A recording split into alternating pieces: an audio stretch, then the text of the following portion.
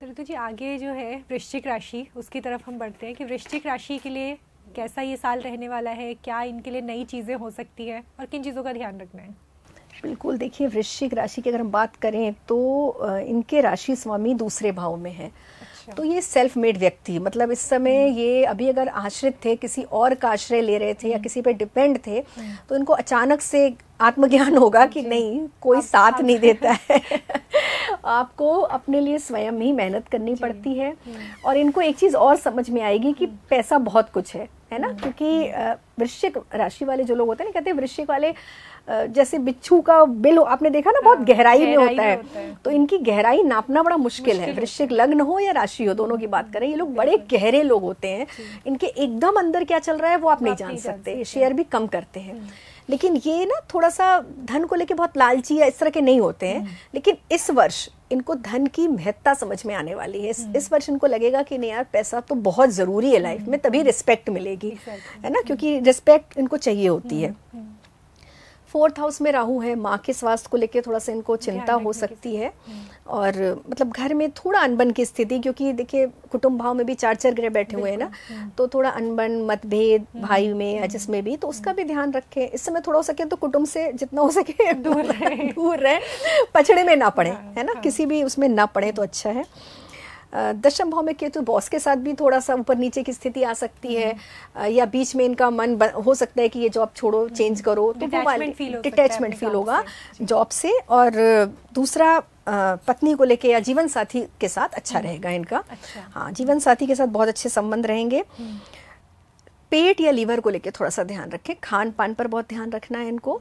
Liver से related कोई दिक्कत हो सकती है इनको, तो अगर ध्यान रखेंगे तो नहीं होगा।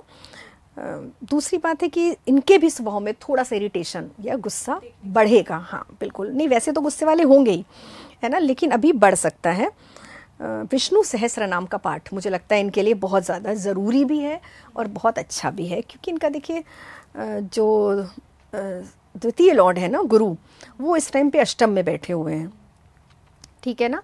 तो एक तो चीज़ ये भी हो सकती है कि कोई कार्य बनते बनते वाणी की वजह से बिगड़ जाए, तो यहाँ पर विष्णु जी की आराधना, और विष्णु जी की आराधना में सर्वोत्तम है विष्णु सहस्त्र नाम का पाठ। इससे इनको फास्ट रिजल्ट मिलेगा। जैसे कोई काम इनका किसी डेट पर होना है, 1 महीने बाद होना है, और इन्होंने एक संकल्प ले लिया कि हमें 21 दिन तक विष्णु सहस्त्र नाम का मैं पाठ करूंगा, तो इनका काम देखिए बनेगा, तो विष्णु जी की कृपा होगी इन पर। तो इसमें एक चीज़ और मैं आपसे जानना चाहती हूँ कि क्या होता है कि सहस्त्रनाम जब हम करते हैं, कई बार उच्चारण सही नहीं होता है, कई बार हम पढ़ नहीं पाते हैं, क्योंकि वो बहुत संस्कृत में होते हैं या नाम वैसे होते हैं, तो क्या सुनने से भी वैसे ही रिजल्ट मिलेंगे? बिल्कुल आप सुन सकते हैं, लेकिन ना इसमें एक चीज़ और है कि लोगों को जब हम ये बोल देते हैं ना आप सुन सकते हैं, तो वो कहते हैं ठीक है, तो हम कान में भी सुन सकते हैं, कान में चलता रहे, ऐसे नहीं। आपको दीपक जला के बैठना है मंदिर में और अच्छे से, मतलब पूरे भक्ति भाव से, ऐसे नहीं सुनना है। सुनने का मैंने रिजल्ट भी नहीं देखा, ठीक है, अच्छी बात है, आप और कुछ सुन रहे हैं तो अच्छा ही है।